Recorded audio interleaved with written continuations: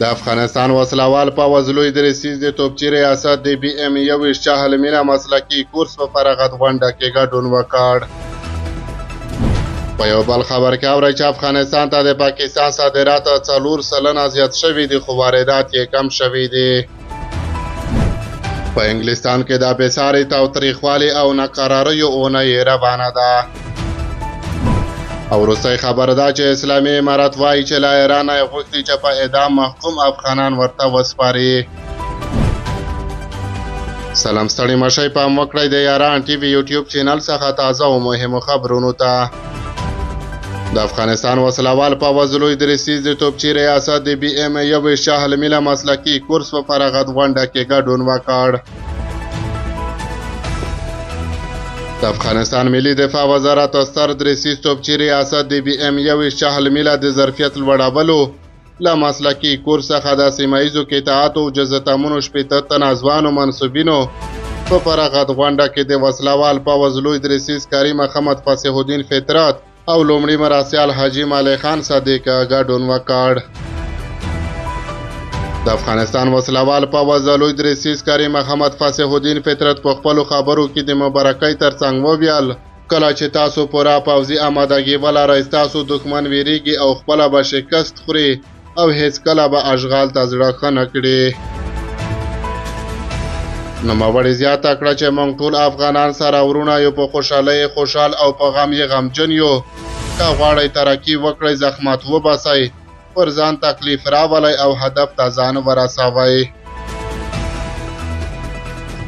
ورته مهال د یاد ریاست مراسیال ملا صدیق الله مصري په خپلو خبرو کې وویل الحمدلله له 20 کلونو وروسته وتوانېدو چې دغه وسله فعاله کړو او د هېواد ساتنې لپاره یې چمتو کړو. توپچي د جګړې حاکم بلل کېږي چا چې په دغه عملي زده کړو کې خولې تویې کړې وي نو په جګړه کې به یې خپله وینه خوندي وي. دغه غونډه فارغانو ته د بریلیکونو په ورکولو سره پای ته ورسېده.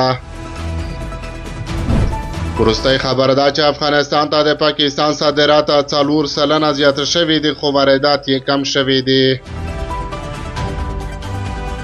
د پاکستان مرکزی بانک افغانستان ته د پاکستان په صادراتو کې د 4.12 سلنه زیاتوالی خبر ورکړی او په وینا چې په روان میلادي کال کې دا شمېر له 522 میلیونو څخه 544 میلیونو ډالرو ته رسیدلی دی. پاکستانی رسنیو پرون سهشنبه اګست 8 خبر ورکړی چې د افغانستان څخه د دغه هیواد واردات 21.95 سلنه کم شوي چې له 15 میلیونو ډالرو څخه 11 میلیونو ډالرو ته رسیدلی دي. د راپورونو له مخې د جون په میاشت کې د پاکستان صادرات له 40 میلیونو ډالرو ډیر وو، په داسې حال کې چې پروسه کال دغه شمېر 43 میلیونه او 650 ډالرو ته رسیدلی وو. د پاکستان مرکزی بانک ټینګار کړی چې د روان کال په جون میاشت کې د پاکستان صادرات د تیر کال د همدې مودې په پرتله 5.35 سلنه زیات شوي دي. همدغه راز د پاکستان مرکزی بانک نورو هیوادونو ته د پاکستان په صادراتو کې 11.35 سلنه زیاتوالی اعلان کړی او زیاته کړې ده چې دغه شمېر 10 میلیارد ډالرو ته رسیدلی دی. په انګلستان کې د بېساري تاوتریخوالي او ناقراریو اونۍ روانه ده. له تېرې یوې اونۍ راهیسې په ټوله برېټانیا کې بېساری تاوتریخوالی او لاریونونه پیل شوي.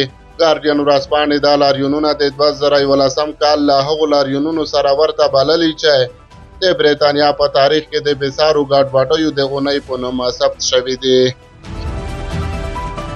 دا له تاوتریخوالي ډک لاریونونه وروسته له هغې پیل شوي چې د اکسل په نوم یو کس د تېرې اونۍ د دوشنبې په ورځ په برېټانیا کې د ناڅاپ پر یو ښوونځي برید وکړ. بریدګر د چاقو په وسیله 3 نجونې ووژلې او د 2 لویانو په ګډون یې 8 تنه ټپیان کړل. له دې ټکان ورکوونکي پیښې وروسته د بریدګر د هویت په اړه اوازې په چټکۍ سره په ټولنیزو شبکو کې خپرې شوې. د راپورونو له مخې بریدګر یو کډوال و. دغه پیښې قهرجن لاریونوال راوپارول او په دغه هیواد کې د بېساري ناقراریو لامل شول.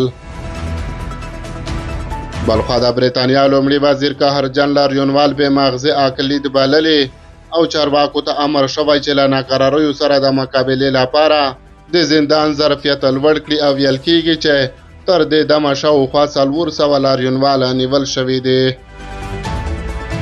ګارډین ورځپاڼې په خپل راپور کې د لاریونونو د یاد هیواد په تاریخ کې بېساري بللې او د 2011 کال له لاریونونو سره یې ورته بللې دي.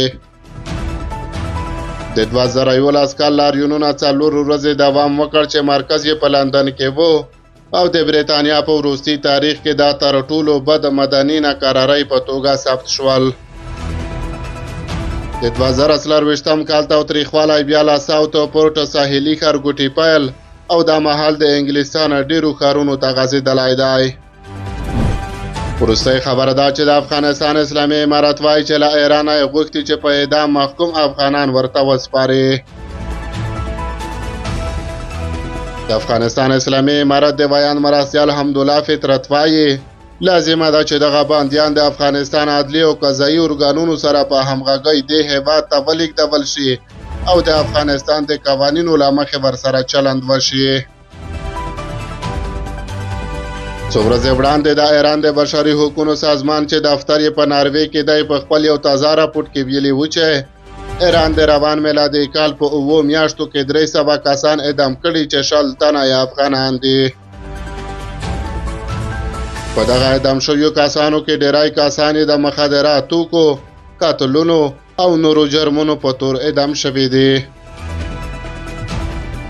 د دغه راپور له نشریدو وروسته د افغانستان اسلامي امارت له ایران څخه غوښتي چې په اعدام محکوم شوي افغانان دوی ته وسپاري تر څو ورسره د افغانستان قوانینو له مخې چلند وشي.